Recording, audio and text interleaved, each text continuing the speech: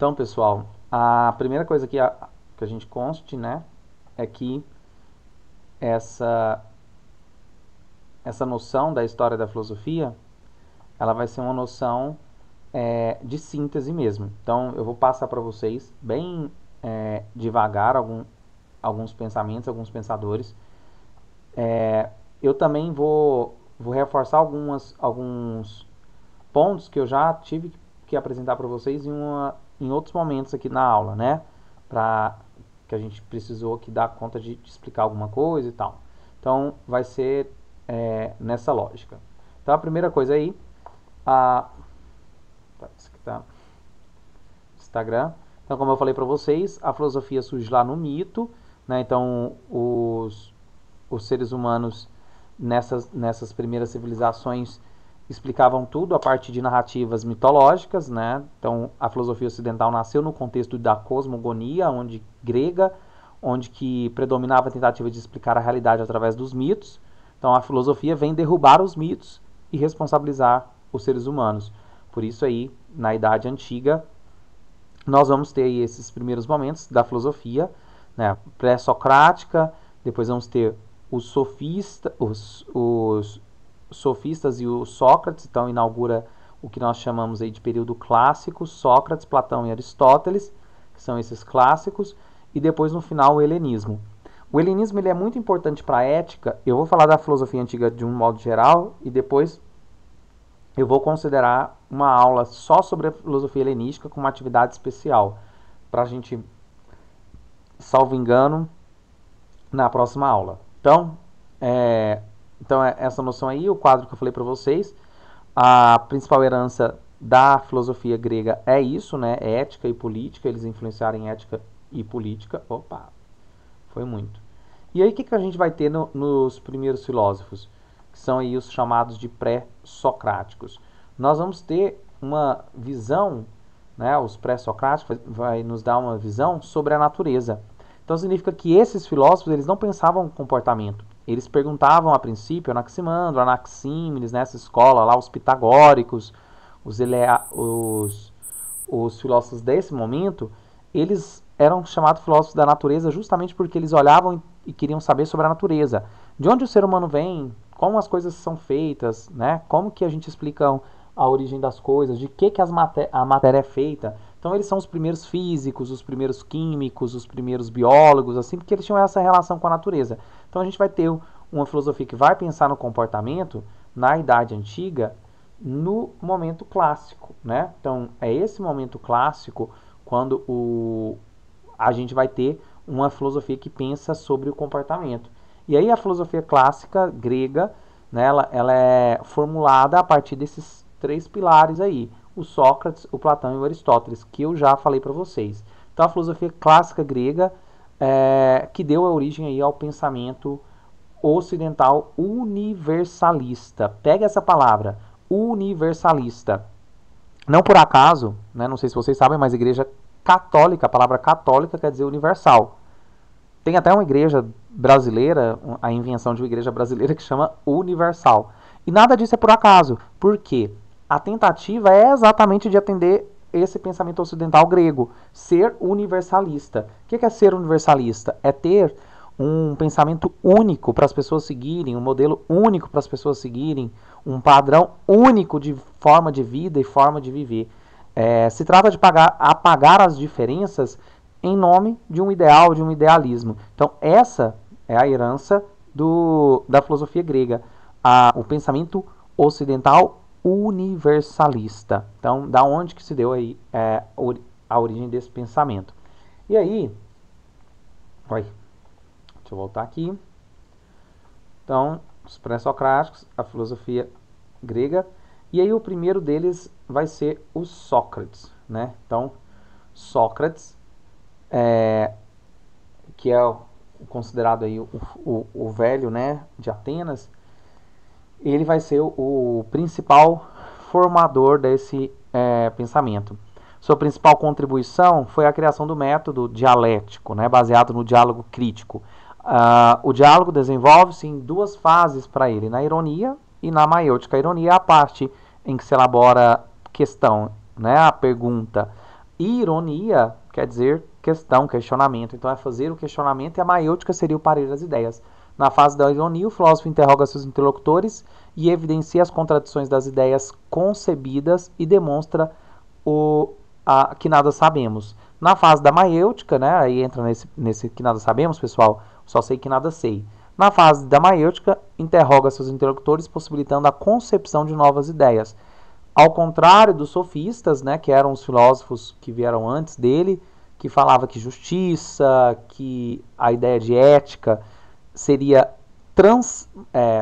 mudada, né, seria transformada de pessoa para pessoa, né, que seria variada de acordo com a concepção de quem detém o poder, considera o filósofo Sócrates que a justiça, que a ética, né, é um valor absoluto, condizente aí com a moral. Então, o principal pensamento do Sócrates de ética é isso, uma ética universalista. E essas são as duas frases mais conhecidas dele, né? Só sei que nada sei e conhece a ti mesmo. O que esse só sei que nada sei significa? Que só posso aprender quando eu dou conta da minha própria ignorância. Então, aquele que diz que sabe alguma coisa não vai estar disposto a repensar ou até mesmo pensar sobre o assunto que já sabe. Então, é preciso aí uma humildade diante do saber e dizer que nada sei me movimenta a saber alguma coisa. E o conhece a ti mesmo, que para ele o conhecimento parte realmente de um reconhecimento de si e da própria ignorância. Né? Eu preciso me saber ignorante para querer aprender algo. Mas ele diz que esse algo vai ser universal, que eu vou sempre aprender algo de um comportamento universal. E por isso que ele aí deixa o Platão como seu discípulo, como o filósofo desse universalismo. Aí, pessoal, a, a noção aí a ética dos espartanos, que eram militares, né? Os espartanos tinham uma relação militar, uma relação inclusive com a vida com muita frieza, né? Uma vida fria mesmo, voltada para o militarismo, para a guerra, para uma visão assim mais fria mesmo sobre si, sobre o ser humano. E o Platão era um grande admirador de Esparta, de uma visão aí que ele acha que os espartanos, a forma de vida militar é uma forma de vida mais organizada. Então ele admira muito aí uma forma de vida disciplinar organizada nesse molde. Né? E em uma das suas principais obras, A República, que ele está falando de res significa coisa, pública do povo, ou seja, aquilo que é do povo. Então Platão utiliza a alegoria da caverna para explicar as suas concepções. Para Platão, o mundo da caverna é um mundo sensível, onde as pessoas dominadas pelos desejos e pelas paixões, e o mundo fora da caverna é o mundo inteligível, ou seja, que eu chego pela inteligência, que seria o mundo da razão, o mundo das ideias, onde as pessoas, utilizando a razão, né, vão chegar aí a esse ponto que para ele é a questão da verdade. O bem, o belo e o verdadeiro para eles são absolutos, universais. Por isso que eu marquei para vocês a principal, olha só, questão da atividade de hoje. A principal marcação filosófica da Idade Antiga é essa ideia de universal. Porque o mundo das ideias é essa representação aí de uma verdade única, absoluta, imutável, né? E que a ideia aí, né, ele acreditava que só quem realiza a transição do mundo sensível para o mundo inteligível, ou seja, desapegar da matéria, desapegar das coisas materiais e voltar as coisas mais para o pensamento, possui conhecimento, contempla a ideia de bem e está apta a governar a república, aplicando aí a justiça. Porque ele acredita aí que o verdadeiro guia, né, o verdadeiro político de uma sociedade tem que ser o mais sábio, tem que ser o mais preparado, tem que ser o filósofo, segundo ele. E o filósofo Platão, ele fundou uma escola chamada Academia, na qual ele preparava para a cidadania no exercício da filosofia e da matemática. O que é cidadania? Viver em cidade, ser capaz aí de colocar a pessoa, né, o homem e a mulher, para viver na polis.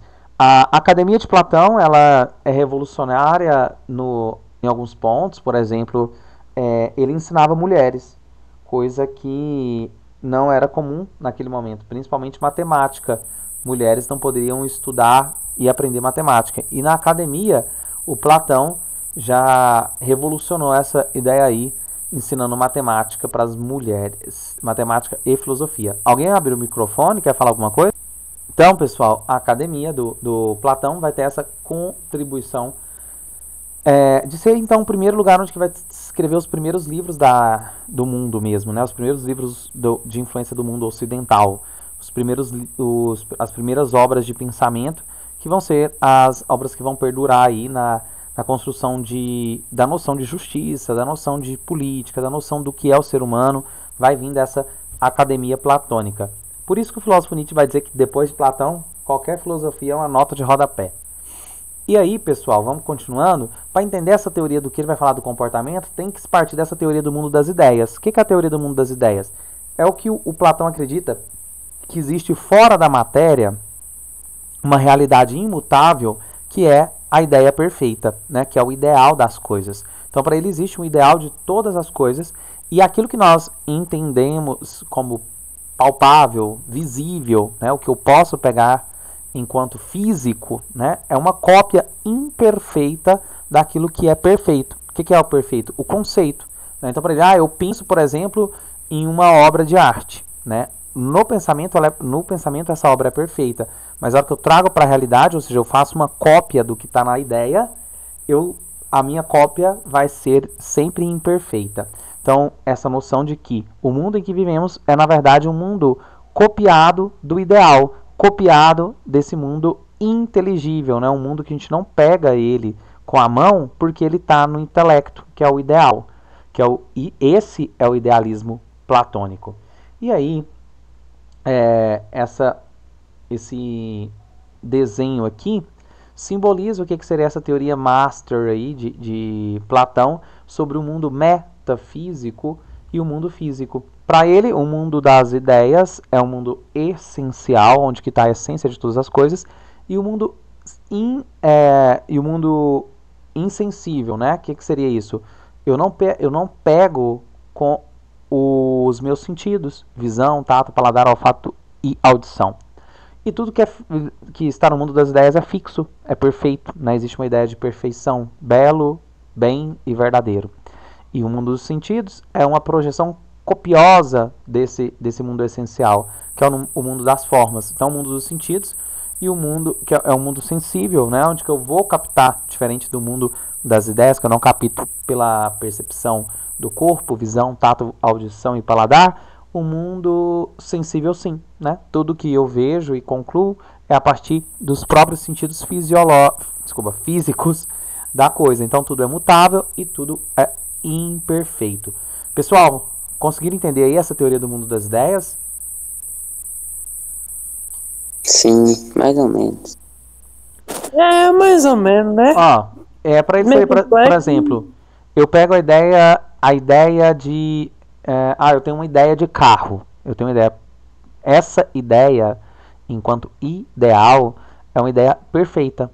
A perfeição está, então, assim, no mundo das ideias. Porque na hora que eu vou fazer essa ideia, na hora que eu vou copiar ela para a realidade, eu vou transformar ela em uma cópia. Então, ela está sendo uma cópia imperfeita daquilo que é ideia. Então, para ele, só há perfeição no mundo das ideias. Seria como se ele dissesse de duas realidades, né? Uma realidade metafísica, aquela que está fora do físico, que é o plano inteligível, o mundo das ideias, do conhecimento, e aquilo que é sensível, aquilo que é os capítulos pelos sentidos, visão, tato, paladar, audição e visão, que é a parte imperfeita. Então, ele faz aí o que nós chamamos de visão dualista, ou seja, dois lados, o que seria uma ideia de polarização, né? Então, o Platão é o principal teorizador, sobretudo, dessa visão idealista, a procura por um ideal. Tá claro, pessoal, isso? Beleza, agora eu entendi. Entendeu? Então, pensa assim, você tem aí na sua cabeça a ideia de você tem a ideia de uma receita de bolo de chocolate com cobertura bolo de cenoura com cobertura de chocolate. Você tem essa receita na sua mente. O bolo vai ficar uma delícia. O bolo vai ficar assim, assim, assado. Essa ideia é perfeita.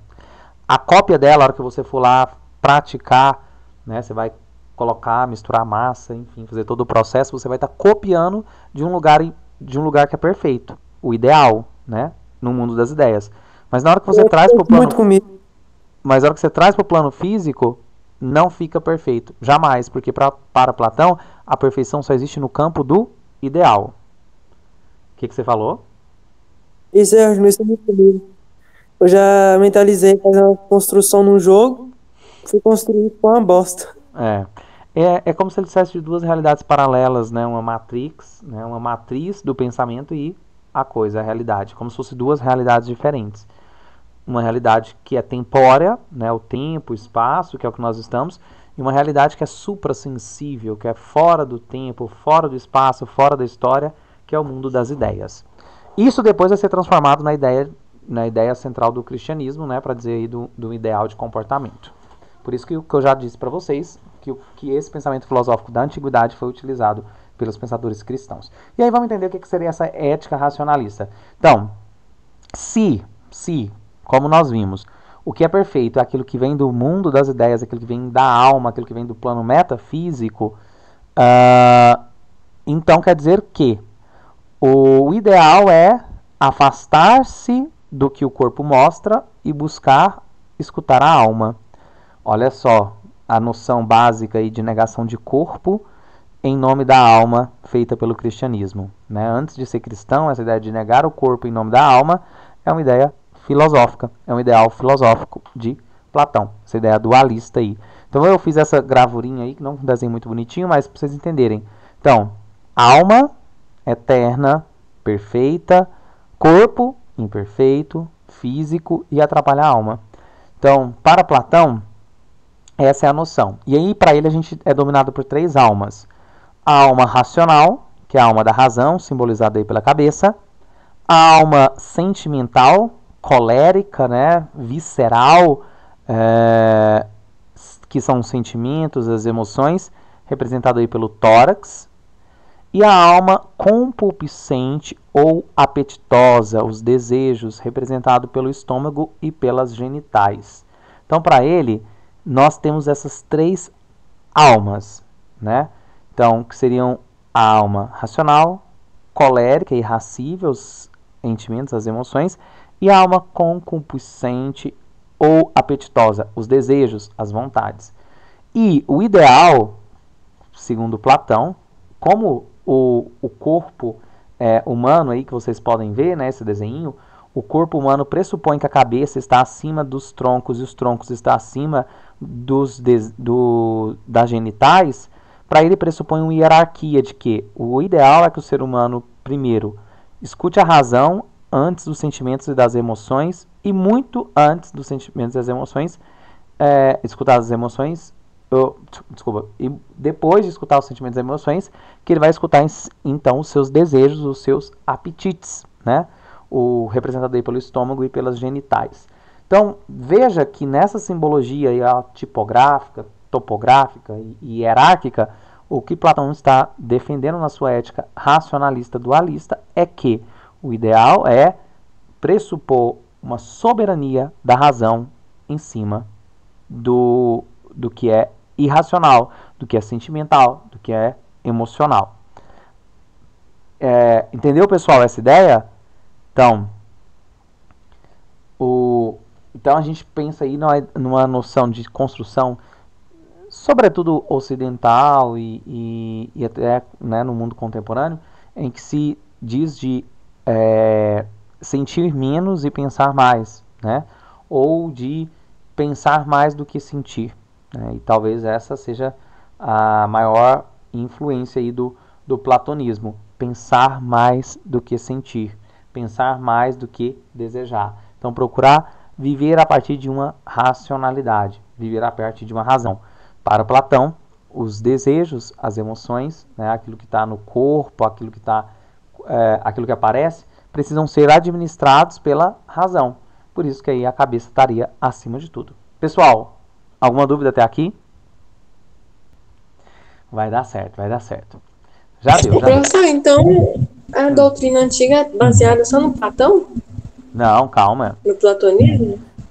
É principalmente, mas não só, tá? E aí, pessoal, a doutrina do rei filósofo é uma consequência dessa noção, né, dessa divisão aí de das três almas, em que o Platão diz que ele defende uma noção política em que o Estado controlaria a educação de cada sujeito e descobriria que para ele, assim como tem três almas, também existe três tipos de pessoas: as pessoas racionais, as pessoas coléricas, sentimentais e as pessoas concupiscentes. Ou seja, todo mundo tem as três camadas, mas você tem algo chamado virtude, que para ele é a sua ligação com cada uma dessas almas. Então, as pessoas que são racionais devem ser colocadas como os magistrados e governantes dessa sociedade ideal para ele. Os sentimentais, os coléricos, aquelas pessoas que agem por emoção e com menos razão, devem ser militares, né? Devem ser guerreiros, porque aí vão trabalhar para defender o corpo social, vão trabalhar para guerrear, né? Então, pessoas que pensam mais vão ser os filósofos, os governadores. Por isso chama rei filósofo. Então, quem tem que governar? Os filósofos. E quem as pessoas que são sentimentais, emocionais, que pensam pouco, vão ter que ser militares, vão ter que ser os guerreiros. E os concupiscentes, que são voltados pelo desejo, devem ser colocados para trabalhar, que seria uma classe trabalhadora. Então, o que o Platão está defendendo aqui? Que essa noção de uma organização de a razão governa tudo, inclusive uma razão política, né? Isso que a gente está vendo aqui é uma noção de moral, né? O que ele pressupõe aí do que seria a moral, e uma moral prática, né? Eu não vou entrar também aqui sobre amor com vocês, que não é o caso, ele falar de amor. E a representação aí do mito da caverna, né, quando nós olhamos para esse desenho do mito da caverna, o que nós encontramos? A expressão de que nós já conhecemos aqui, que eu já marquei com vocês, de duas realidades: a realidade dentro da caverna e a realidade fora. Dentro da caverna é a alienação, né? Quem está dentro da caverna, quem está lá apenas assistindo o que está passando nas sombras dessa caverna. E não se dá conta de que existe uma outra realidade, que essa realidade está fora da caverna, e de que a realidade que está fora da caverna ela é muito mais real do que as sombras, as ficções de que são encontradas ali na parede. E aí, para ele, o ideal é que haja essa libertação, né, do mito da caverna, de que as pessoas passem a enxergar a realidade, a dar conta do que é valor das coisas fora da ficção, fora da manipulação. Então, o mito da caverna é esse. Ele fala dessa ideia, né, de uma visão do comportamento. Então, idealismo absoluto. Então, para ele, tudo parte aí de um absoluto. O que significa absoluto? Significa cala a boca e acredita, né?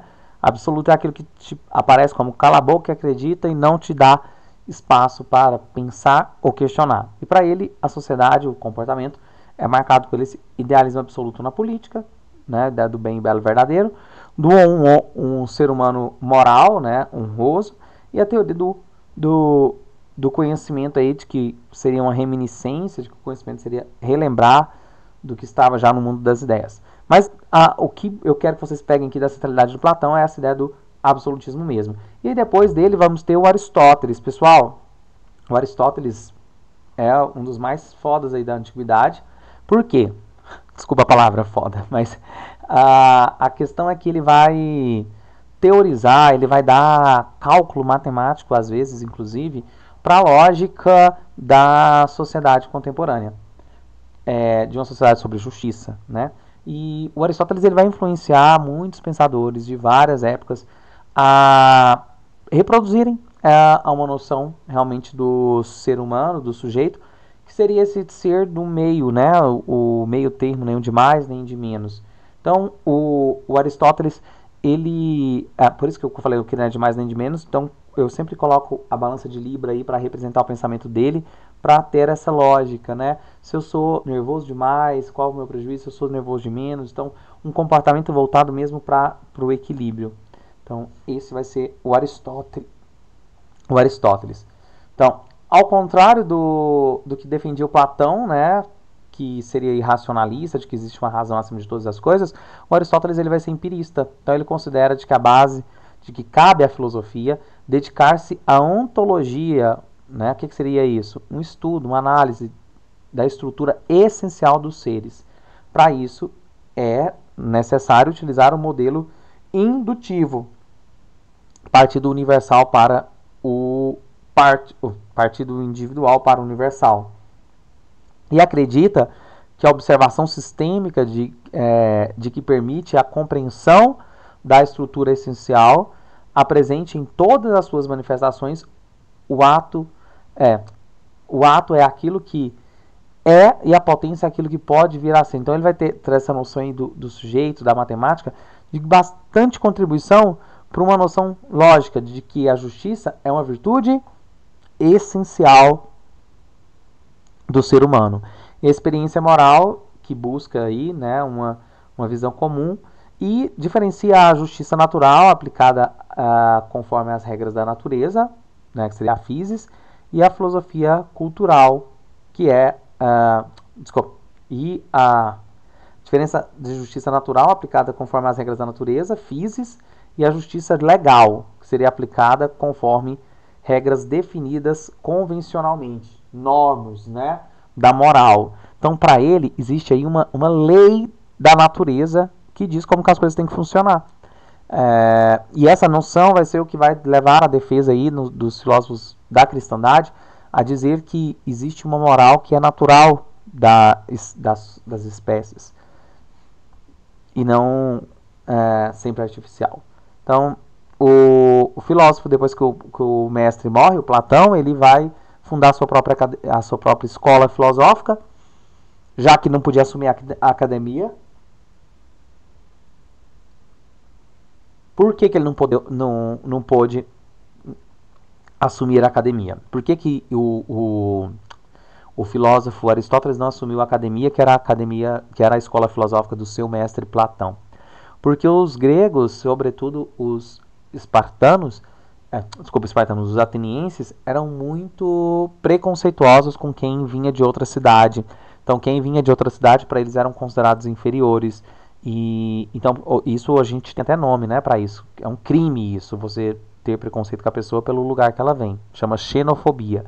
Então, por serem xenofóbicos, o Aristóteles não era de Atenas, ele sofreu algumas perseguições, que acabou que ele fundou a sua própria escola filosófica, que acabou sendo muito bem sucedida também, porque o Alexandre o Grande foi discípulo do Aristóteles. Então, no período de domínio do Império Macedônico, né, as terríveis invasões sangrentas do Alexandre o Grande, de domínio das terras e domínio dos povos dessa antiguidade, fez com que o Aristóteles, como era o professor, né, dele, foi o tutor de Alexandre, ganhasse algum prestígio aí, né, até mesmo em Atenas, recebendo inclusive algumas encomendas de estudar plantas, de estudar animais não estudados até então, dentro do liceu, que seria aí a sua escola filosófica, na qual ele pretendia fazer uma biblioteca resumindo todos os conhecimentos, né, seria uma noção de síntese e de ordem e de guardar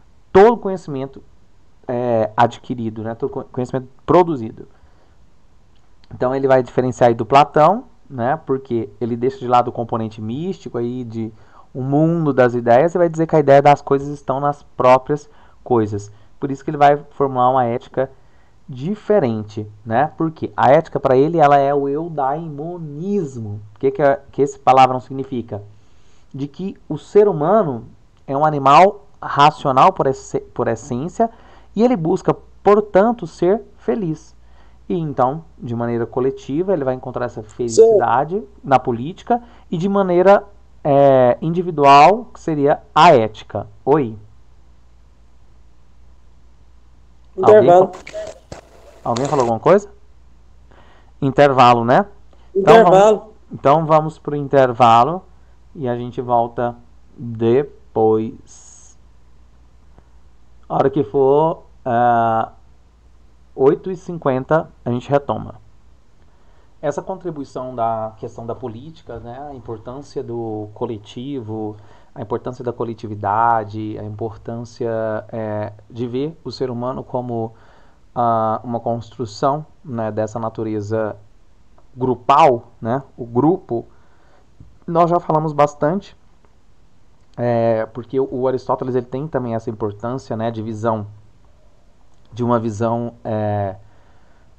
de que o ser humano ele vai ser delimitado, vai ser formado, né, a cidade que ele pertence vai o formar. Então a cidade tem precedência sobre cada um dos indivíduos, né? Uma vez que cada indivíduo isoladamente não é autossuficiente, pois a falta de um indivíduo não destrói a cidade, mas a falta de cidade destrói o indivíduo. Então olha só, a falta de indivíduo não destrói a cidade, mas a falta de cidade destrói. A falta do indivíduo não destrói a cidade, mas a falta de cidade destrói o indivíduo. O que o Aristóteles está falando? Que a gente precisa se preocupar com a ética enquanto coletiva. Então a ética no sentido particular ela é individual, mas existe a ética coletiva, né? Para ele a política, que é a arte de organizar a cidade, ela tem que ser preocupante. Por quê? É a partir da formação de uma cidade justa que nós vamos ter pessoas de fato justas. Então, inclusive, para ele, nem importa qual que é a forma de governo, se vai ser o governo concentrado em uma pessoa ou em um grupo, mas é essa ideia de voltar-se aí, que a cidade leve o indivíduo à felicidade. A felicidade é o objetivo da vida humana. Para ele, tudo que nós fazemos, e até mesmo quando nós erramos tentando ser felizes. Então, para ele, o que nos move é esse eudaimonismo, né, que significa aí a moral enquanto uma procura pela felicidade. E aí ele concebe também essa divisão de alma-corpo, que o Platão fala, né, dá aí um outro elemento, ele vai dizer que existem elementos racionais, elementos que são emocionais e elementos sensuais, sexuais, né? E aí isso diferenciaria o ser humano dos outros animais por causa da razão. E algo máximo aqui, pessoal, sobre a ética aristotélica, é essa noção de falta de um terceiro, né? A ética do terceiro excluído. O que é isso? A ética... Desculpa. A ética do terceiro excluído seria falso é falso, verdadeiro é verdadeiro, e não existe aí uma terceira via. Então, para ele, o que falta, seria o ideal ético, seria essa justa medida, né?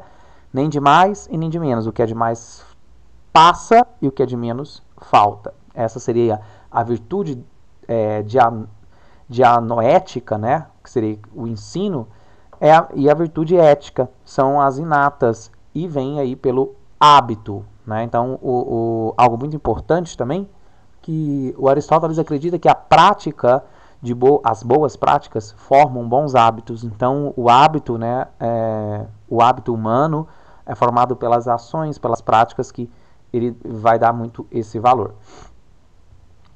Passando ainda do Aristóteles. Então, o eudemonismo lá é o que mesmo? A felicidade? É o objetivo que todo comportamento humano, o eudaimonismo é o seguinte, de que todo comportamento humano volta-se para a felicidade. A felicidade é o objetivo da vida humana. Então, até mesmo quando o ser humano faz uma escolha errando, ele procura ser feliz, né? Então, assim, mesmo que ele procure o vício, né, que seria aí o excesso, vício como excesso, ele procura o vício tentando ser feliz. Então, para Aristóteles, o que movimenta o comportamento, né, o que fazemos, é a ideia dessa felicidade. Então, a ética seria a procura pela felicidade, ok? Ficou claro? Ok. Prossigamos. Então... Sim, é tipo assim, tudo o que a gente faz é em busca da felicidade, né? Isso, sim. O eudemonismo aí? Isso. Na questão individual ou na questão coletiva. Para ele também a gente forma cidade, forma política, né? A gente vai morar em grupos sociais também tentando ser felizes. É para isso que a gente agrupa e forma cidade, forma grupos coletivos. Claro que ele analisava a cidade numa questão muito mais de polis, né, do que aliás, muito mais de uma estrutura menor das polis na antiguidade do que a gente tem hoje para um entendimento de cidade, como uma grande metrópole, como relação de trabalho, né, indústria, comércio, lazer, segurança ou qualquer outra coisa do tipo que a gente coloca aí nessa noção de cidade. A cidade para ele seria o agrupamento humano. Nós nos agrupamos tentando ser felizes. Então, para ele, a ética no sentido individual é essa, objetivada a ter uma vida humana feliz, e na ideia de política também. Aí, por que eu marquei bastante esse final aqui nessa noção de felicidade? Porque é isso que vai fazer com que depois, os filósofos que vão vir depois dele, né, que seria um outro período, então eu passei pelos 3 clássicos gregos, Sócrates, Platão e Aristóteles, e agora nós estamos ainda na Antiguidade, tem um outro período chamado helenismo, que vai ser o quê? A herança dessa noção de felicidade, aí nós vamos ver vários grupos que vão buscar a felicidade, cada um ao seu modo. Os epicuristas buscando pelo prazer, né, o que eles falam aí da ataraxia, a paz interior, buscaram a paz interior. O Epicuro é o principal representante dessa escola. Eu vou dar uma aula específica sobre essas escolas aqui, pessoal. Então agora eu só vou passar para vocês de que eles procuravam cada um viver a felicidade da sua maneira. Por exemplo, os cínicos, que seriam aí os discípulos de Diógenes, né? O Diógenes pregava a simplicidade como forma de viver, a negação dos luxos da vida como uma forma de viver. Ou ainda os estoicos, né? O estoicismo, que vai dizer que a felicidade é o bem fluir da vida, né? Não influenciar, não influenciar na vida, deixar acontecer, né? Deixar o destino aí. A felicidade também, vamos ser o neoplatonismo, e aí inicia-se a Idade Média. O que vai ser o neoplatonismo? É uma retomada da filosofia de Platão, e aí vai vir o período chamado de Idade Média. Então, olha só. Então, marquei com vocês as principais contribuições da filosofia antiga. A partir de agora eu vou falar da Idade Média. Então, faça as anotações de vocês, porque vai estar lá na atividade, né? Assim, pessoal, a Idade Média é um período muito grande, né? Um período longo, são vários séculos aí de Idade Média. Propriamente aí a noção, o poder da Idade Média, ele configura tanto o tempo cronológico, né? Que a gente vai inclusive marcar o tempo a partir da noção de Cristo, né? Antes e depois de Cristo. Então, por quê? Pega aí o declínio do Império Romano, que é considerado o final da Antiguidade, e o início da medievalidade. O período da Idade Média é um período muito diverso, porque nós temos várias experiências políticas, culturais na Europa. É aqui que depois do final da Idade Média, ainda que os europeus vão vir explorar o nosso continente, né? E aqui fazer o genocídio dos povos originários, matar os povos que aqui existiam. Antes disso acontecer, eles estavam aí nessa experiência cultural. Então, como eu disse para vocês, apesar de não ter acontecido no nosso solo, né, no solo do nosso continente, a gente vai herdar muito da moral medieval, né, do que foi construído nesse período. E o que se fabula principalmente no período medieval? Né? O que é a Idade Média?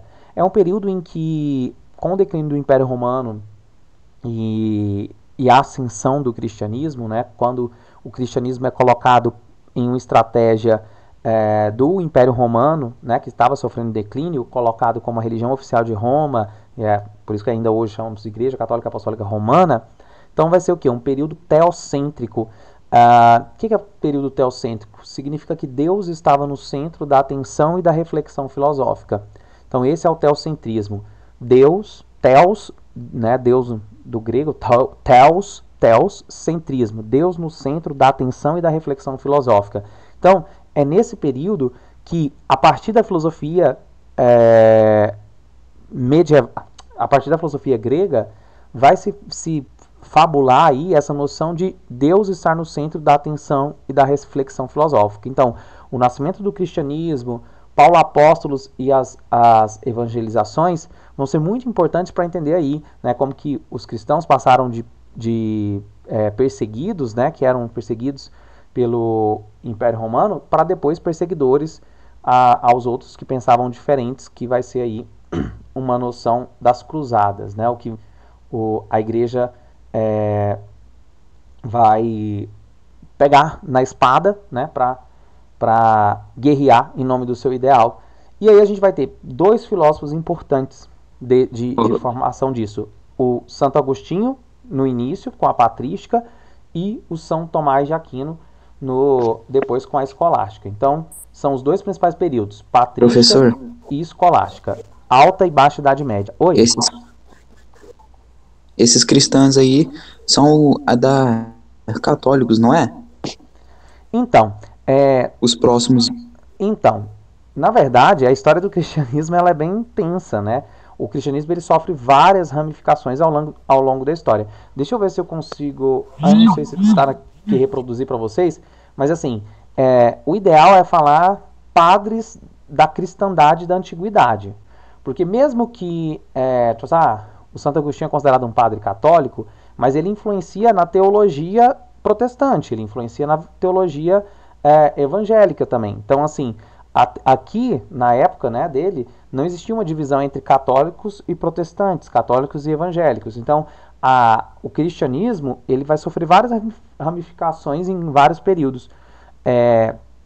Desde aí do Concílio de Trento, né? Eu gosto até de brincar para entender, né, o que foi o Concílio de Trento. Eu gosto de brincar assim, que a igreja cristã, naquele momento, Concílio de Trento, ano 325, lá em Trento, eles se reuniram e falaram, vamos unificar a nossa interpretação da Bíblia, nós precisamos unificar a nossa fala, as nossas pregações, porque haviam várias experiências de cristianismo. O cristianismo primitivo era uma religião, uma forma de vida de pequenos grupos, né, que às vezes precisavam se reunir, inclusive às escondidas, e não tinha um sacerdote, geralmente era o pai da família que conduzia ali a ideia, as celebrações, enfim. Então, ele cresce como uma experiência política a partir de 325, quando os padres vão sentar e vão fabular o que é verdade absoluta, o que não pode ser negado sobre a fé cristã, e então se cria os dogmas, né? Então, eles vão trabalhar a partir desses dogmas. Então, não posso te dizer que é só católico, né? Porque destes primitivos, desses cristãos, dessa experiência de cristianismo primitiva, vai se fabular aí as várias outras experiências, né? Hoje a gente tem vários tipos de cristianismos, tem vários. Aí o que eu falo, né? Eu gosto de brincar o seguinte, naquele momento, no Concílio de Trento, eles reuniram e fizeram uma franquia, né? Imaginem uma franquia de sanduíche, né? Eles fizeram uma franquia e depois saiu espalhando, ramificando vários dessa franquia, que era aí desses dogmas só católicos, dessa franquia, saiu várias outras sanduicherias aí, né? Então, o sanduíche que era um só daquela franquia, daquele momento lá que eles reuniam no Concílio de Trento, 325, depois tem vários, né? Então, agora tem até em pit dog, tem vários tipos de sanduíche. Então, é mais ou menos o cristianismo. Você vai olhar as linhas assim, saiu ramificando tanto que hoje nem se tem controle sobre as interpretações do que de fato é o cristianismo. Ficou claro? Então essa experiência lá dos primeiros padres da igreja levou à patrística, que foi uma organização, né, da igreja cristã com esses filósofos para interpretarem a Sagrada Escritura, e foi utilizado como principal a noção do mito da caverna, que vira a teoria da iluminação para Santo Agostinho, e a teoria da superioridade da alma, que já era pregado pelos filósofos, inclusive os filósofos pitagóricos, os matemáticos, de que a alma é eterna, a liberdade, pecado, a fé a serviço da razão. Olha só, a fé a serviço da razão. Porque Santo Agostinho diz, crer para compreender. E eu estou marcando isso porque depois a visão aí vai transformar. E aqui, pessoal, seria o que ele traz de estrutura da cidade. Ele tem um livro chamado Cidade de Deus, que ele faz a interpretação dizendo que existe um plano em que existe Deus, tudo perfeito, que seria a verdade, que tudo governa, e os seres humanos deveriam se espelhar nisso, né? Como lá a teoria do Platão, né? Mundo das ideias, mundo dos sentidos, que eu expliquei para vocês. Só que agora com uma visão de ser perfeito, que tudo governa, Deus, seres celestiais, anjos, serafins, querubins, Santo Agostinho que vai fazer essa distinção, e a Terra, né, como um império daqueles que buscam a santidade. Então seria cidade de Deus e cidade dos homens, que é, obviamente, inevitável é inevitável a gente não comparar aqui com o que era a estrutura da divisão social da Idade Média, né? A produção do trabalho era também assim, né? Era um reflexo disso. Porque a produção do trabalho, né, a produção de alimentos da existência humana se dava nessa hierarquia de classe: clero acima da nobreza e a nobreza acima de camponeses e servos. Então tem uma visão aí também da social. Então em 1999 começa as Guerras Santas da Cruzada Cristã para capturarem a cidade de Jerusalém. E como marco aí no final da Idade Média, a ideia da chegada dos europeus em continente americanos, né? Aqui no nosso continente. Gente, desculpa. E aí vem a escolástica. Então, o que foi a escolástica? Apesar das suas divergências, os escolásticos eram religiosos que pretendiam explicar o cristianismo de maneira racional a partir da filosofia de Aristóteles. Da Suma Teológica de São Tomás de Aquino, do século XIII, é a obra mais representativa desse período. Então, aí vamos ter a escolástica. E é da onde nasceu a escola. Então, a igreja criou a escola para ensinar ciência e comportamento moral, para ensinar fé e razão. Né? O principal esforço de São Tomás de Aquino e desses filósofos é unir fé e razão, que é a grande questão aí da escola, né? Ensinaria o comportamento e ensinaria a fé. Só vai ter a separação da escola como lugar que não ensina a fé, né? E aí isso também nem é uma verdade tão plena, porque nem todas as escolas são laicas, e ainda algumas escolas que mesmo laica, mesmo do Estado, também ensinam a fé, né? Então ainda continua nessa lógica escolástica da formação aí. Então as 5 vias tomistas, ele procura então falar da prova da existência de Deus pela razão. Então ele dizia, se a patrística era crer para entender, agora o Tomás de Aquino vai dizer que primeiro eu entendo e depois eu creio. Ou seja, para Santo Agostinho, a fé leva à razão. Para Tomás de Aquino, a razão, a ciência, né, digamos assim, leva para a fé. Então, para ele, a própria realidade me prova que Deus existe. E não preciso acreditar, né, basta eu estudar que eu vou chegar à conclusão da existência de Deus. E aí partimos para a modernidade, pessoal. Então, a Idade Média vai ser marcada por isso, né? As virtudes aquela noção de virtude, de pecado, a ideia da culpa, a construção de tudo isso. E agora a gente vem para a Idade Moderna, que vai começar aí com vários períodos. A Idade Moderna é muito longa. Eu vou mostrar para vocês apenas alguns pontos do que realmente contribuem aí para essa nova ideia do ser humano. Então, a nova identidade, que seria aí o humanismo. Então, se a Idade Média foi o momento em que nós tivemos o teocentrismo, Deus no centro da atenção e reflexão filosófica, agora nós vamos ter um humanocentrismo. O que é isso? Um humanismo, um humanocentrismo. É a tirada de Deus do centro e agora o antropocentrismo, antro-homem, né? Ser humano. Então, coloca o homem no centro. Então, se na Idade Média era o antropocentrismo, agora, na Idade Média, né, era o teocentrismo, agora é o antropocentrismo. Então, essa marcação aqui de diferença. E começa com isso o renascimento cultural. O que foi o Renascimento? Foi um movimento artístico, filosófico, cultural da Itália, que começa aí no século XIV ao século XVI, movimento artístico, cultural e filosófico procurando colocar o ser humano em evidência. E da onde que eles vão fazer isso? Eles vão olhar para a Grécia e Roma, né? Então, por isso que o Renascimento. Então, é a retomada da cultura greco-romana para tentar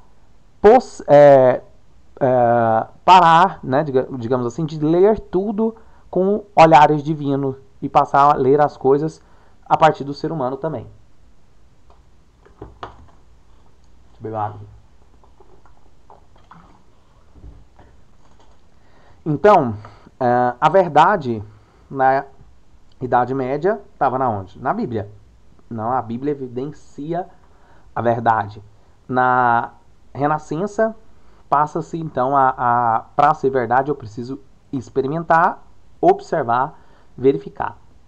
A vida material, né? Então, sem importância, e na Idade Média, e agora na Renascença, a vida terrena e material passa a ter uma importância, né? Por isso que começa com o Renascimento, não só o Renascimento artístico e cultural, mas também o Renascimento comercial, né? Tem aí um comércio que inicia com um valor aí da terra, né? Faz-se aí uma outra forma de produção também. O pensamento dominante ensina na Idade Média um conformismo, conformar com a sua realidade, espera que no céu você vai ser feliz, conforma com a sua realidade. Com a Renascença, aí do século XIV ao século XVI, passa a ensinar uma crença no progresso, de que as coisas poderiam melhorar. Nós temos na Idade Média marcação da fome, né? Muito, muito forte, muitas misérias, então o povo era muito consolado com a ideia de que no céu eles seriam fartura. Então, a natureza para os medievais é a fonte de pecado, a natureza para os renascentistas vai ser fonte da beleza, da onde o ser humano vai se inserir. Ascetismo e o hedonismo, né? Então, ascetismo é a negação do prazer, e o hedonismo é uma visão do prazer. Dogmatismo, ou seja, dogma. Uma vez eu perguntei para um padre numa aula de teologia, padre, o que significa dogma? Ele me respondeu que dogma significa cala a boca e acredita. Então, mais ou menos assim que era a visão da Idade Média, né? Uma verdade, acredita assim, viva assim e ponto. E na Idade Média, a fé, não é que você não possa ter fé, mas ela vai passar a ter diferença da razão, né? Os renascentistas, eles surgem dentro da própria igreja. Galileu, Giordano Bruno, né? O próprio Copérnico era um padre polonês, o Copérnico, que vai levar o nome aí da Revolução Copernicana, da visão da física, então visões da ciência, tudo isso surge dentro da própria igreja, né? Inclusive, até hoje existe o Instituto de Ciências do Vaticano, que foi fundado nessa época do Renascimento. E aí, um contexto do que seria a ideia de moderno, que moderniza, a passagem para o capitalismo, as motivações da reforma e da contra-reforma da igreja. O Lutero, no século V, aí, tem uma marcação muito interessante, porque ele vai criticar a igreja e vai, então, promover a ruptura, né? A ruptura da reforma, as coisas que ele critica sobre o funcionamento da igreja.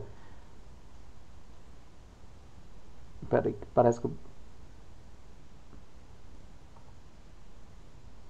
programa de gravação aqui travou. Deixa eu parar. Aí voltou. Parece que sim. Então, as motivações aí da reforma e da contra-reforma da igreja. Impressões de textos. Então, imagina, pessoal, a palavra cópia vem dos monges copistas. O que é monge copista? Aqueles que copiavam textos tudo na mão, passavam de um papel para o outro, né? Então, assim, a cópia era realmente cópia. Então, os monges que ficavam lá copiando e só copiavam textos da Bíblia e textos permitidos para a igreja. Com a invenção da máquina de imprimir, passa-se a imprimir textos fora da igreja e também possibilita, o Lutero, quando ele traduz a Bíblia também, né, possibilita outras interpretações. Então, os reformadores, né, e sobretudo o nome do Lutero citado aqui, é muito importante para entender aí essa contextualização de uma idade moderna, quando passa-se do teocentrismo para o humanocentrismo. E as tecnologias, ciências, aí é quando se inventa o barco à vela, e aí começam as navegações.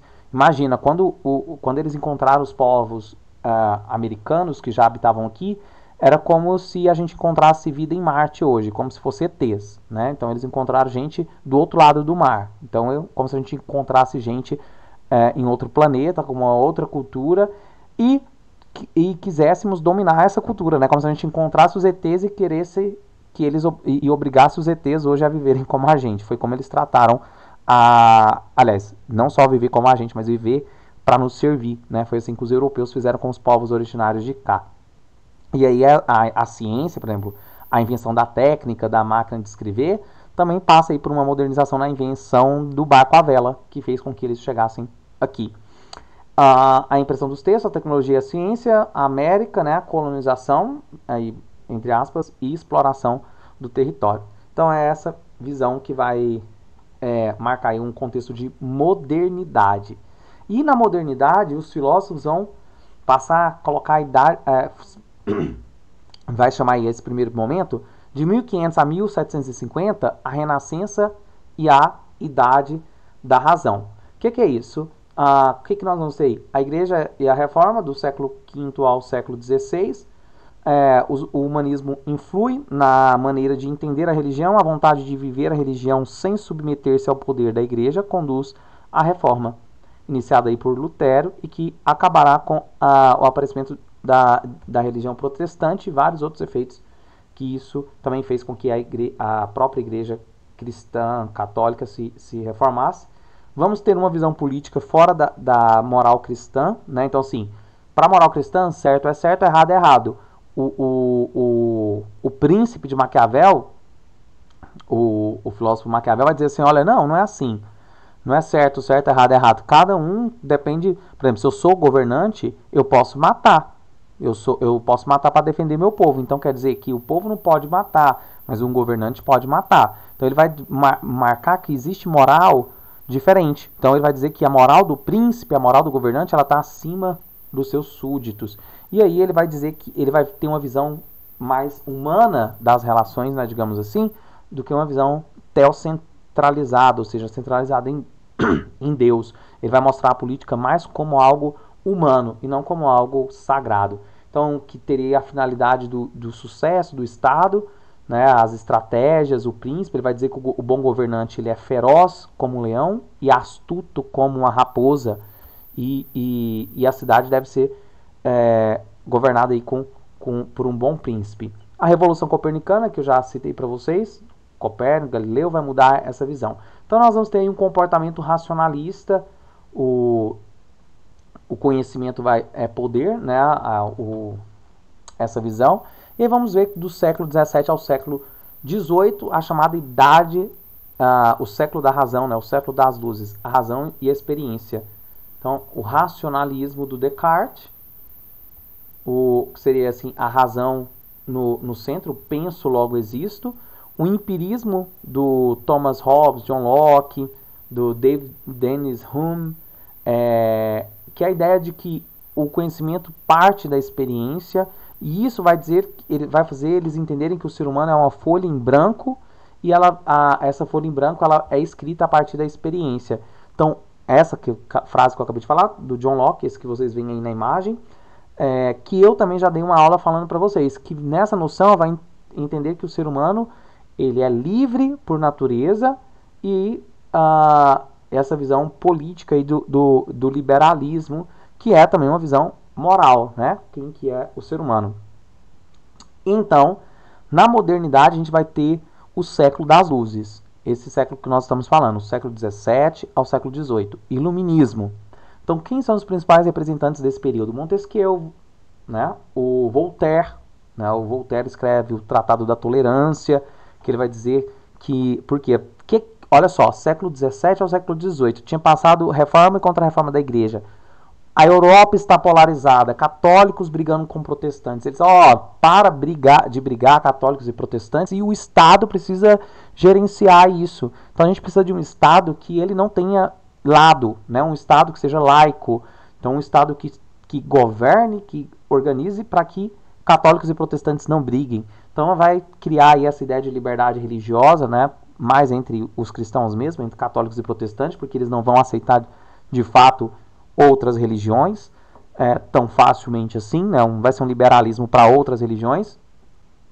E a visão aqui, o Montesquieu, né, por exemplo, ele vai ser a visão do divisão dos poderes, o Diderot e o Rousseau, né, que eu também já dei aula para vocês e expliquei desculpa, essa contribuição desse iluminismo. Então, o ser humano descobre o poder da razão sobre a natureza por meio das suas conquistas científicas. Os filósofos da luz, né, os iluministas, século XVII ao século XVIII, acreditaria que a nossa chegada no século XVIII era a entrada para uma ideia da razão, e a partir daqui a gente teria um mundo melhor, uma convivência melhor, porque a gente teria conhecimento científico que nos guiasse. A verdade é essa, que eles acreditam que a ciência seria a luz que nos conduziria, então, para a plenitude de uma relação de comportamento, de relações sociais organizadas. Então, a racionalidade se impõe sobre qualquer outro discurso, como a religião ou a arte. A reflexão sobre a liberdade e a dignidade humana que contribuirá para mudar as mentalidades. Se pode encontrar o contrato social do Rousseau, que eu falei para vocês, né? Também já aqui, que seria o contratualismo, que para eles é essa ideia de que o ser humano vive por pactos, por leis, né? Então, o que organiza as nossas relações sociais? Isso é a organização do trabalho, que nós estamos marcando aqui sempre, né? O contrato, o pacto. Sempre que eu inicio as nossas aulas, eu falo, olha, nosso pacto aqui é sobre isso, está norteado nesses princípios de solidariedade. Então, assim, para Rousseau é sobre isso que se trata a organização de uma ética, né? O contrato, o pacto social.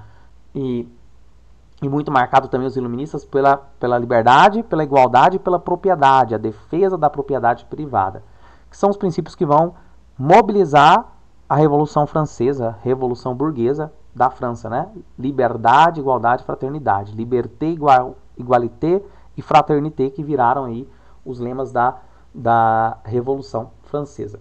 Não vou entrar aqui em cada um específico destes, porque eu já falei e eu preciso passar para vocês os filósofos, então, da Idade Contemporânea. Aqui, pessoal, a gente vai ter na Idade Contemporânea um movimento de... vamos entender aqui a visão, né, de quando inicia-se necessariamente uma idade contemporânea. Eu gosto de marcar isso porque, às vezes, quando a gente olha aqui, olha só para essa linha aqui do tempo, ó, que eu estou mostrando aqui para vocês. Então, são vários pensadores em vários períodos. Então, essa divisão que vocês veem aqui como síntese, ó, para entender que todas essas correntes, todos esses pensadores, né, por menor que fossem aqui, de alguma maneira exerceram poder, exerceram alguma autoridade de ensinamento que influenciaram aí no comportamento, mas também influenciaram em pensar o comportamento de cada época. Então, nós vemos aqui desses filósofos, que eles pensam sobre o comportamento, sobre uma organização das relações sociais, entender que agora aqui na Idade Contemporânea a gente vai ter uma outra construção, né? E a gente vai ver que a filosofia contemporânea ela vai ser muito marcada por uma crítica de análise, assim, do que concebe de fato, né, uma relação de prática realmente do comportamento. E aí, os filósofos da contemporaneidade vão ser filósofos muito críticos aos que vieram aqui depois, né, principalmente apontando alguns fracassos. Por exemplo, a escola de Frankfurt, né, vai apontar o fracasso, o grande fracasso do pensamento, como posso dizer, do pensamento iluminista, que acreditava que a ciência ia nos libertar. Né? Como assim a ciência nos libertou? Não, a ciência fez a gente inventar máquina de guerra, a ciência fez a gente inventar formas de mais ganância. Então, a idade contemporânea vai ser a hora que a gente vai pensar do restante da história e também querer, né, colocando aqui o Marx, né, o Marx vai dizer, ó, chega, filósofo, de falar de como que a vida tem que ser, é hora de transformar, né, então chega de, a filosofia até aqui explicou o mundo, agora é hora de transformar essa realidade. E como eu já falei para vocês, na filosofia contemporânea também que a gente vai ter o Nietzsche, né, o Nietzsche e os filósofos. Minha voz tem hora que some. Os filósofos da contradição aí para criticar. Olha só, este é um período de grande progresso científico e valorização do ser humano no lado concreto também, né? A gente vai ter uma organização de pensar a ideia de liberdade, de igualdade, assim, pós-guerra. Nós vamos ter uma experiência enquanto história que parte aí de uma realidade de guerra, né? Né? Olho aqui para a imagem de filósofos que foram filósofos pós-guerra ou em período das duas grandes guerras, que vai influenciar tudo isso. Então, também, isso vai dar aí um formalismo, né, e um racionalismo kantiano, né, a ideia do Kant lá do dever, uma ética do dever, que é a ética centrada aí nos valores absolutos. Exige-se uma ética que tenha o ser humano como a sua origem e o seu fim. Acho que uma das principais contribuições aí, principalmente da filosofia nietzschiana, é isso que eu falei para vocês. Parar de pensar certo e errado por questões absolutas e procurar pensar certo e errado a partir de valores humanos. Então, o humano como a sua origem e seu fim. Nós não podemos falar de uma noção comum de bem nem de felicidade, porque não sabemos o que deve ser uma humanidade perfeita. Então, há aqui na filosofia contemporânea aceitar essa relatividade, né? Realmente, peraí, opa, né? Não existe uma verdade perfeita e o outro pode viver a partir de um outro princípio que não o meu e tudo bem, né? Então, essa noção de um espaço fora do hegemônico, fora do seja assim, faça assim, viva assim, é muito fruto dessa filosofia contemporânea, né, do nosso tempo. Assim, as regras morais transformam-se em regras de convivência e os indivíduos os indivíduos podem então ter garantia de direitos fundamentais. Então passaram a essa ideia aí de virtudes políticas. Então, diante de uma sociedade plural, né, de um mundo plural, conectado também, né, a gente tem que pensar aí, como quando Bauman, o Zygmunt Bauman vai falar em uma idade contemporânea de uma visão de um mundo líquido, né, quando ele fala do mundo líquido, seria o que a gente pode pensar das relações sociais, nas redes sociais. Então, tudo isso é palco dessa ideia do contemporâneo. Aquilo que eu falei para vocês dessa época, o que vai ser uma das principais marcações aí? O marxismo, né, o Marx, que eu já marquei para vocês, com a ideia de, não só devemos pensar um novo comportamento, temos que pensar uma nova realidade. O marxismo criticando a formulação do capitalismo, lendo a sociedade como uma sociedade formada por desigualdade social, e que sempre foi assim, né, dentro da construção da história, e propor uma revolução, né, onde que ele acredita que se a classe explorada tomasse condição da sua exploração, ela poderia mudar essa realidade. Então a gente mudaria todo o comportamento do ser humano também. Então o marxismo traz uma visão de ética forte, uma ideia de crítica, de análise ética para a idade contemporânea. O pragmatismo também contribui com isso, o existencialismo do Sartre, que eu já dei aula sobre o Sartre, a ideia de liberdade, má fé para vocês, aquela noção, né, de responsabilidade sobre os atos,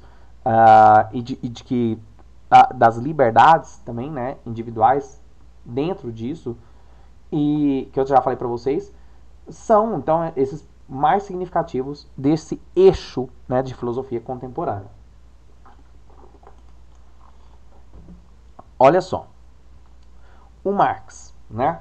O Karl Marx, que é esse que vocês veem a imagem aí, ele começa ali na transição do século XVIII, né, para o século XIX. Ele nasceu na Alemanha e a sua família de classe média, ele foi fundador e o maior representante do materialismo histórico dialético, que é enxergar a realidade a partir do material. Então parte do princípio, criticando Hegel, que era o professor dele, né, do idealismo, ele propõe uma ideia de visão materialista da realidade. Não é de visão materialista, pessoal, não é de valorizar os bens materiais. Não é isso que ele está falando.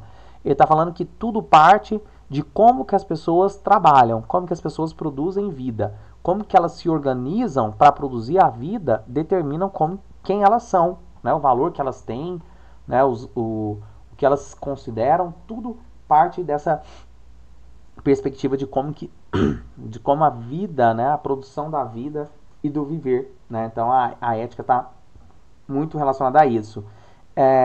O Marx entendia que o ser humano era ao mesmo tempo social e histórico, objeto e sujeito, capaz de criar e, olha só, de interferir na realidade e transformá-la. é dele, né, aquela máxima, como eu já falei. Não importa só conhecer o mundo, os filósofos já descreveram o mundo, é hora de transformar. Ele não só construiu o seu mundo concreto, como também a sua fundamentação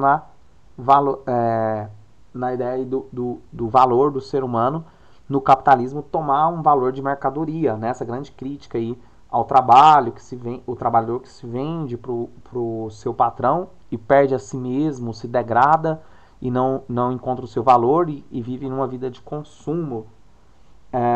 Uma vida de consumo, aí, do que ele também traz uma noção de fetiche da mercadoria. O que é fetiche? É o prazer por consumir, né, que a mercadoria traz, um prazer, um feitiço, né, que a mercadoria traz. E aí eu só me torno gente com a ideia de consumo. Tem um filósofo contemporâneo chamado Guy Debord, que escreve um livro em 1968, 69, A Sociedade do Espetáculo, que parece um anúncio aí das grandes mídias de uma sociedade contemporânea, quando Guy Debord diz o seguinte, que os gregos, olha a noção do Guy Debord aqui, ó, que os gregos preocupavam em ser, né? Os gregos, os romanos, a antiguidade preocupava muito com ser, inclusive com ser quem você é, né? Os atletas olímpicos se contentavam, né, não receberem fortunas como os jogadores de futebol hoje recebem. O pagamento deles era uma folha de louro na orelha, ou seja, uma folhinha na orelha. O que eles buscavam? O reconhecimento, o ser, reconhecer o ser, o atleta, né? Então, o Guy Debord diz, olha, essa sociedade grega da antiguidade, aí, dos romanos, da preocupação do ser, passou com o capitalismo moderno em preocupar com o ter, né? Então a ideia do ter, da posse aí, né? Essa visão do ter, de possuir. E com a idade contemporânea, diz ele, o ser humano passa a preocupar em parecer. Olha só, ele está anunciando lá em 1968 uma sociedade de mídia, uma sociedade que viveria para a aparência. Então a gente sai do eixo do ser dos gregos para o ter do capitalismo e agora a gente vive numa sociedade de aparecer. Uma sociedade que ele chama de sociedade do espetáculo, que ainda continua para o consumo capitalismo. Inclusive é nesse fetiche, na vontade de consumir, o ser humano não sabe o seu valor, né? Acha que o valor que ele tem, o valor do que ele é, o valor do carro que ele possui, ou do status que ele tem, da profissão que ele exerce. Então essa é a visão do Guy Debord, uma crítica a isso que nós estamos aí chamando de contemporâneo, né? Uma visão do mundo contemporâneo. Então, ainda, né, a gente vai ver o Nietzsche. O Nietzsche é um filósofo central para a gente entender o que eu já também comecei a aula falando dele, para a gente agora entender o que ele vai criticar aqui. Vamos lá. Então, passou. Aqui o Nietzsche. Então, Friedrich Nietzsche. O Nietzsche, Gaia e a ciência. O Nietzsche em Gaia e a ciência, ou a origem da moral, né? Ele vai procurar descobrir, da onde que inventaram a moral? Né? Onde que inventou que isso é certo, isso é errado, e por que inventaram que é certo, isso é errado? Então, ele vai ser chamado aí do adversário dos grandes enganos da civilização ocidental. Ele vai criticar a ciência como uma grande mentira, né? Então a ciência não é a verdade em si, a ciência precisa ser criticada. A ciência não só traz bem, mas, né, tipo assim, não quer dizer que o Nietzsche seja um destes negacionistas aí da ciência. Não é que ele nega a ciência, ele diz que a ciência em si, ela precisa ser criticada, porque se ela não for criticada, ela não evolui. Ou seja, não pode se contentar nem na ciência com uma verdade absoluta. Toda verdade tem que ser uma verdade provisória. Então, por que tem que ser uma verdade provisória? Porque ela precisa ser digna de ser questionada e de ser aprofundada. Então, o grande adversário dessas teorias de verdade única e absoluta vai ser o Nietzsche. O Nietzsche vai dizer, olha, se a gente considera que existe uma verdade de fato, uma verdade única e absoluta, nada vamos fazer e o comportamento não vai mudar. Né? A gente vai continuar reproduzindo essa mesma visão aí de uma construção. E ele fala do super-homem é o seguinte, o super-homem aqui é uma brincadeira, né? Que ele fala que o super-homem é aquele que supera a si mesmo. Supera aquilo que foi marcado para que ele reproduza e faça a sua própria forma de vida. Então, só que ele diz que ao invés dos homens, seres humanos, aplicar a sua força para transformar a si mesmo, eles usam sua força para querer dominar os outros, querer explorar os outros. E aí por isso que Nietzsche é considerado o grande profeta da sociedade contemporânea, porque quando ele diz, olha, essa valorização demais da ciência vai criar técnicas para que uns queiram ser melhores que os outros. E aí o cara é alemão, né, gente? E aí depois ele vê a própria Alemanha. Ele morre em 1900, como vocês podem ver aí, ele nasce em 1844 e morre em 1900, e depois disso já vem a Primeira e a Segunda Guerra Mundial, que foi nada mais nada menos do que o uso da ciência, o uso das técnicas, das tecnologias, para uns quererem dominar os outros e matarem os outros. Alguém ligou o microfone? Alguém quer falar alguma coisa? Parece que ligaram o microfone. Eu não. Eu. Vai. Então vamos lá. Desliguem os microfones aí. Tá chiando aqui, parece que ligaram. Então esse vai ser o Nietzsche, criticando aí essa questão, né, a ciência e a religião. Então criando mundos paralelos, diz ele que a ciência criou uma verdade paralela e a religião criou uma verdade paralela. E essas verdades que se criam sobre a vida esconde a própria vida. Para ele a vida que seria encontrada aí na ingenuidade de uma criança é o que de fato instaura no ser humano a possibilidade de viver e de viver os valores morais, né? Deixa eu passar aqui, deixa eu ver se... Não, volto aqui no Nietzsche. Então, como eu falei para vocês, ele é de origem alemã e ele vai criticar principalmente o cristianismo. Por quê? Ele era filho de pastor, um pastor protestante, filho e neto.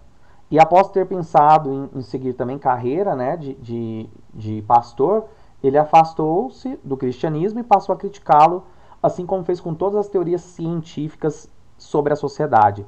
Seu interesse não constituiu em formular um sistema teórico, mas uma experiência estética da vida, a qual considerava muito mais importante do que o primeiro. Ou seja, é mais interessante você ter uma experiência de vida do que uma teoria sobre a vida. Ele fala que a vida precisa ser experienciada, ou seja, viver a vida. Olha só, eu quero citar para vocês o livro dele, O Nascimento da Tragédia, né? que é um livro de 1871, e o Andarilho e a Sua Sombra, de 1880.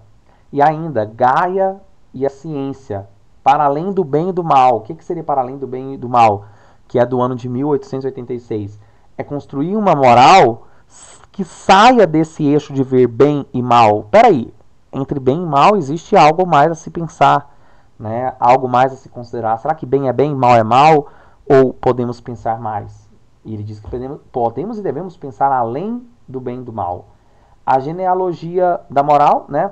Porque da onde surge essa moral cristã? Da onde que surge com os gregos? Ele vai colocar tudo na conta lá de Platão, Sócrates, Aristóteles. Então, outra coisa que eu quero falar aqui para eles, para vocês sobre ele, é que ele fala que quando a gente fala do amor, né, ele fala assim, tudo que você faz por amor está além do bem e do mal. Ou seja, se você constrói o amor como valor absoluto, então eu posso matar por amor e está tudo bem. Então ele fala que as pessoas fazem tudo por amor e acham que isso está tudo bem, e acham que isso é moral, né? Que você faz por amor e fica além do bem e do mal. Que é uma grande crítica aí a como que se constrói uma noção absoluta, né, única a ser seguida. Ele procurou, então, ultrapassar a dicotomia dessa visão, né? O que é a dicotomia? Dois lados, bem, mal, certo, errado, anjo, demônio, dia, noite. Então, essa visão de dois lados, né? Essa visão dicotômica, que colocava a verdade como um bem e o erro como um mal. Buscando, então, conhecer a origem dos valores, como que os valores foram formados, ou seja, entender o porquê da valorização de determinados atos e não dos outros, por que nossa sociedade valoriza isso e não outros, é o que ele vai construir nos seus livros aí. Então, com esse objetivo, criticou o conceito de bom ensinado pela sociedade, que visa acomodar os indivíduos, em especial os fracos, né? Ele chama a moral dos fracos, né? A moral, quem segue uma ética, quem segue um valor e não pensa sobre o que segue, para ele é gente fraca, porque gente corajosa se desafia a se fazer por si mesmo e não fica reproduzindo ética enlatada, né? Ética que ele recebeu dos outros. Então, como ele escreveu na Genealogia da Moral, o bom é o que não injuria ninguém, nem ofende, nem ataca, nem usa de represárias, senão para deixar a Deus o cuidado das vinganças, e vive oculto como nós, e evita tensão e espera pouco da vida, como nós, os pacientes, os humildes, os justos. Né? Ele escreve isso lá na origem, né? Genealogia da Moral, de 1986. Então, essa crítica do Nietzsche, né, ao valor absoluto vai recair em especial sobre os representantes do cristianismo. Ele vai criticar bastante aí os representantes do cristianismo, que, segundo ele, procuravam passar um ideal ascético, né, ou seja, sem esse sentido, sobre a vida humana, onde as pessoas estivessem distantes da ambição, né, a ideia de pregar sem ambição, de uma alegria ou de uma transgressão, né, da vida, por exemplo. E ele diz assim, como definiu: por ideal ascético entendem os ascetismos alegres do animal. Que seria assim, gente? Ele vai dizer que a noção de uma ética cristã nega o que é animal em nome de um artificial, ou seja, o riso alto é considerado selvagem, o próprio lado, a brincadeira, tudo isso deve ser controlado. A gente passa a ter uma vida controlada pela razão e negando aí o lado selvagem. Né? O indivíduo soberano é o que se orienta por sua consciência, diz o Nietzsche, e responde por si mesmo. Então, o que eu falei, ele fala que a vida tem que ser uma obra de arte que você se faça. E ele recomenda, então, aos seres humanos lutarem para tornar-se senhores dos seus instintos, dos seus instintos fundamentais, dos seus instintos plebeus e animalistas, que havia sido deixado de lado por imposição de um moralismo doentio. Então ele fala que a gente deixou de lado a nossa capacidade de viver em nome de um moralismo. Então o Nietzsche, como eu falei, essa crítica dele à moral cristã, né, como a moral dominante da sociedade contemporânea, é o que ele expressa. Então, aqui eu quero também citar com vocês os filósofos da idade contemporânea que vão contribuir bastante com a ética. Tem muita coisa aqui da idade contemporânea. Não. Algumas coisas eu vou retomar. O existencialismo eu já falei para vocês, que é essa ideia de que a essência ela vai vir depois que a gente existe, né? A gente primeiro existe, depois a gente cria um valor para as coisas. E aí a filosofia analítica. Deixa eu tentar achar aqui Escola de Frankfurt. Deixa eu achar aqui Escola de Frankfurt. Vou falar para vocês. Aqui, ó. Foucault. Aqui, Adorno e Horkheimer. Escola de Frankfurt. Então, primeiro, a Escola de Frankfurt ela vai ser uma escola filosófica criada na Alemanha pós-guerra. Aliás, ela é criada antes tem um período dela antes e depois da Segunda Guerra Mundial, mas são filósofos que vão criticar o fracasso dos outros filósofos anteriores a eles sobre essa vida, né? Mesmo de, a gente pensou muito sobre a vida, mas a gente deu conta de fazer uma sociedade, uma relação justa. Então a gente vai ter aí principais representantes dessa escola, né? o Adorno, né, Theodor Adorno, e Horkheimer, né, Adorno e Horkheimer, que vão escrever uma ética do esclarecimento, um livro que vai falar sobre a contradição do esclarecimento, né, do iluminismo, que a razão, que a ciência não libertou a gente. Então eles estão falando isso muito partindo também do Nietzsche, né, que falava que a ciência, a razão nos levaria para a morte, para o derramamento de sangue, e aí eles assistiram às grandes guerras, advindo dessa ciência, dessa construção científica que, ao invés de dar vida, fez controle sobre a vida. E eles vão também criticar a alienação a partir da cultura, né, digamos assim. Então, os séculos 17 e 18, 19 vão ser marcados pela confiança absoluta na razão e considerada aí o único critério de verdade, responsável pela emancipação do ser humano, né? Os filósofos da escola de Frankfurt vai criticar a visão do Kant, que o Kant diz que a razão libertaria o ser humano. Então a gente teria uma razão prática em que a razão, na prática, teria as pessoas felicidade, né? E teriam liberdade, emancipação. A razão como o caminho para a emancipação. E os filósofos de Frankfurt, olhando para essa visão predominante da ciência como uma confiança na ciência do século XVIII ao século XIX, dizer, opa, peraí, tem desigualdade, tem contradição, né, no pensamento. Responsável, então, são também marcados pela confiança na ciência como condição de progresso individual e social. Essa convicção, essas convicções foram abaladas em decorrência dos rumos que elas foram tomando, deixando o ser humano e seus interesses em segundo plano diante da razão tecnológica. Olha a crítica dos frankfurtianos. Então, uma razão tecnológica.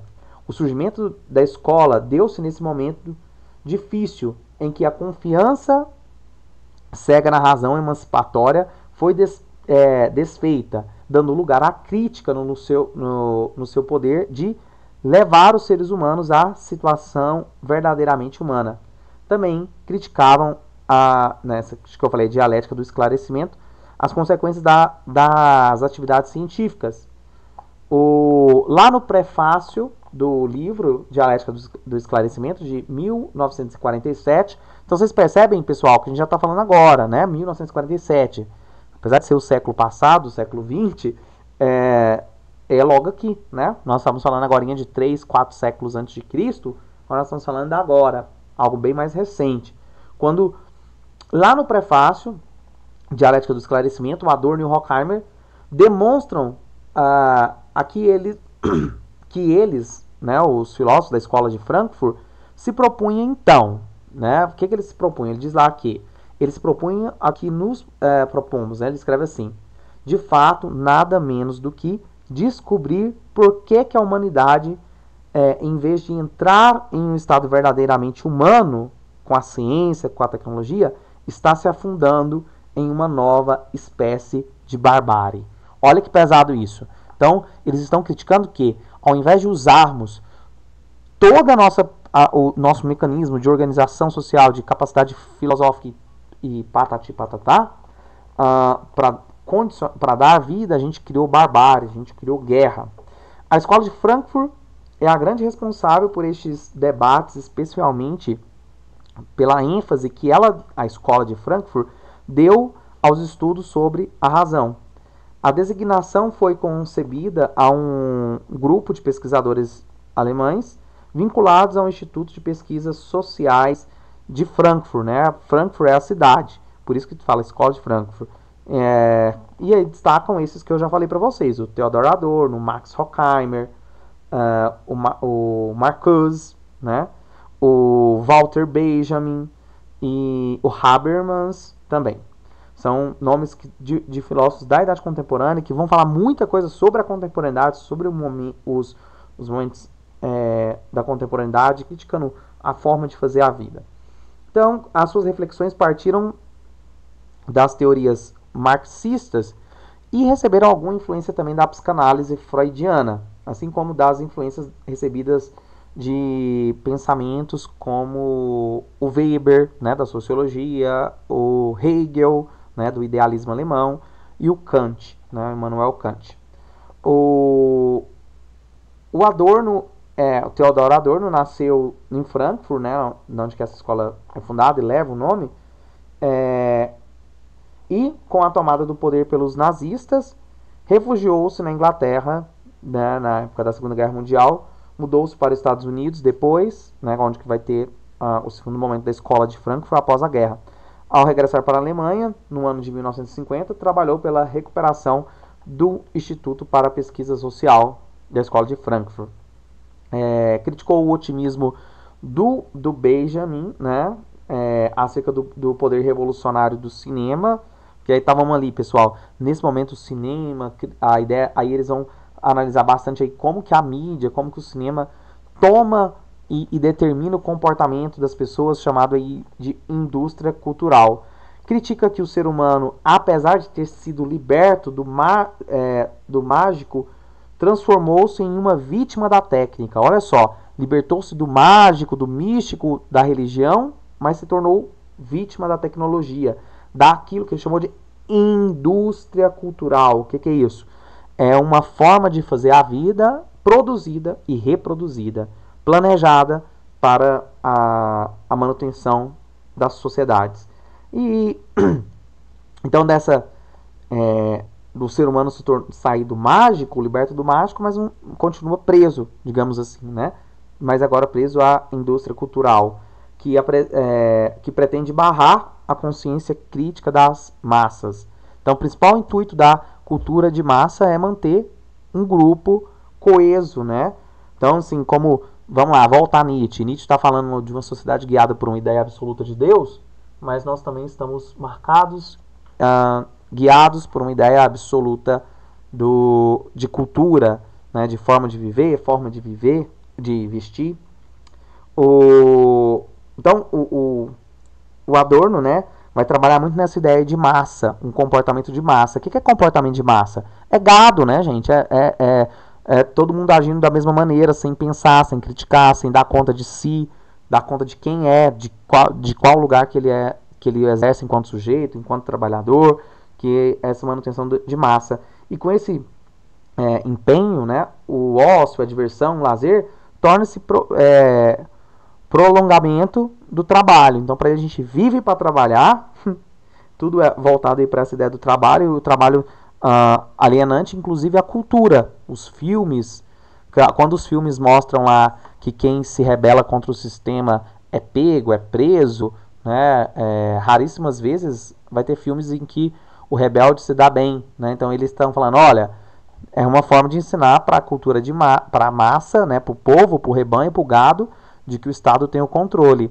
Quando os filmes, os livros, as novelas, as revistas, a moda, e agora a gente poderia citar a internet também, por que não? Mostra o capitalismo como a única opção de vida, como a única forma de vida, o capitalismo, a exploração do trabalhador, a forma de produção, de produção e consumo capitalista como a única forma de vida, é porque ela quer formar na cultura, músicas, filmes, novelas, livros, literatura, tudo, ela quer formular uma manutenção de massa, esse comportamento.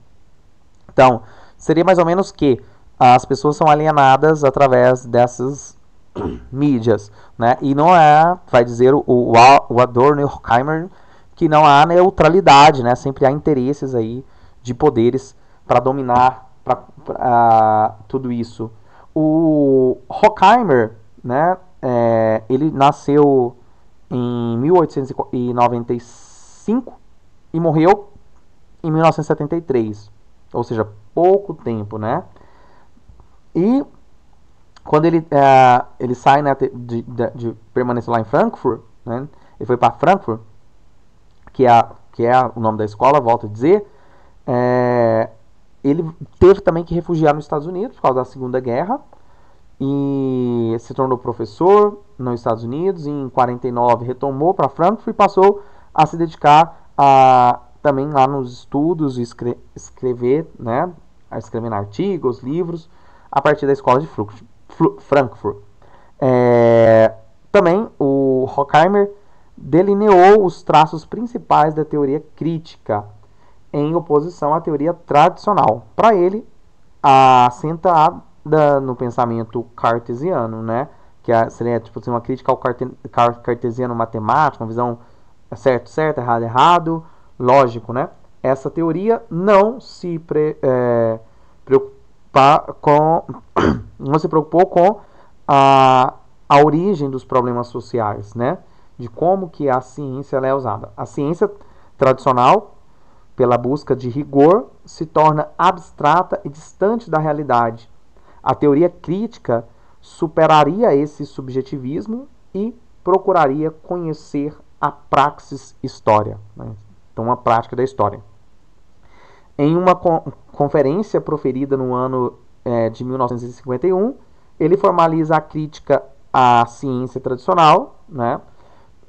Que seria aí o positivismo, né? A escola do positivismo, do Auguste Comte, o movimento da França. Então ele diz o seguinte: o positivismo caracteriza-se por conceber, né? Ou seja, por criar uma maneira de razão subjetiva, formal e instrumental, cujo único critério de verdade é seu valor operativo, ou seja, seu papel de dominação do ser humano e da natureza. Então, ele diz que essa forma de vida e de viver do mundo contemporâneo é essa alienação das coisas. Sua proposta, né, de saída disso é no sentido de os indivíduos reagirem às imposições totalizadoras impostas pela ciência positivista. Em resumo, os dois filósofos, né, Adorno e Horkheimer, demonstram, apontam que a razão iluminista, que essa ideia de razão absoluta, que se apresentou como uma promessa, né, de tirar o ser humano da alienação e levá-lo para uma libertação, inverteu essa lógica, né, inverteu o compromisso de libertar o ser humano, ou seja, muito contrário, de libertar, deu instrumentos para ele se tornar mais serviçal, né? Então, hoje o ser humano está em serviço de uma dominação e seria o que seria aí, né, da dominação desse e também uma dominação da própria natureza, né? A técnica e a ciência dominando a natureza. De maneira pessimista, né, ou seja, olhando com a ideia de que vai dar errado, os filósofos de Frankfurt não encontram uma saída para esse problema necessariamente, pois para eles faltava consciência revolucionária nos trabalhadores. Então é isso, né? Como eu disse, não há uma outra opção, não há uma terceira via. Ou você vive assim, conforme a sociedade manda, ou você vive assim, né? Não apresenta para os trabalhadores uma forma de vida. Nem nos livros, nem nas novelas, nem nas literaturas é possível criar a possibilidade de uma nova ética, de um novo comportamento, né? Do que o Nietzsche falou aí, de um comportamento da transgressão, de liberdade, não seria possível, porque não é dado para o trabalhador essa possibilidade de pensar fora da caixinha da alienação, né? Que seria para os filósofos da escola de Frankfurt uma cultura alienada ao trabalho capitalista. Pessoal, então, conseguiram entender essa noção aqui do século XIX ao século XX, né? Então, a filosofia alemã, essa ideia de uma ciência na idade contemporânea, o Nietzsche, com a filosofia aí do martelo e a ideia dos valores dominantes, e também que eu já falei para vocês, acabei de falar agora, uma noção da escola de Frankfurt. Só para terminar aqui, a idade contemporânea, eu vou dar o tempo para vocês fazer a atividade. A verdade é a soma de todas falando do Nietzsche, viu? Voltando ao Nietzsche, terminar com Nietzsche aqui da idade contemporânea de novo. A verdade é a soma de todos os instintos. Então, para ele, a verdade que a gente conhece é uma ficção, uma invenção ah, de cada para ele a verdade é uma mentira, digamos assim, né? Então a verdade é sempre uma mentira, mas a verdade vai ser a soma dos instintos e não a negação deles, que ele chama aí de vontade de potência. Então, o que seria vontade de potência? O desgaste do excesso da razão para dominar a si mesmo, a natureza e o outro, e para isso inventa valores abstratos, né? Então o ser humano inventa valores abstratos, fora de si, né? Que seriam aí a invenção dos deuses, valores absolutos.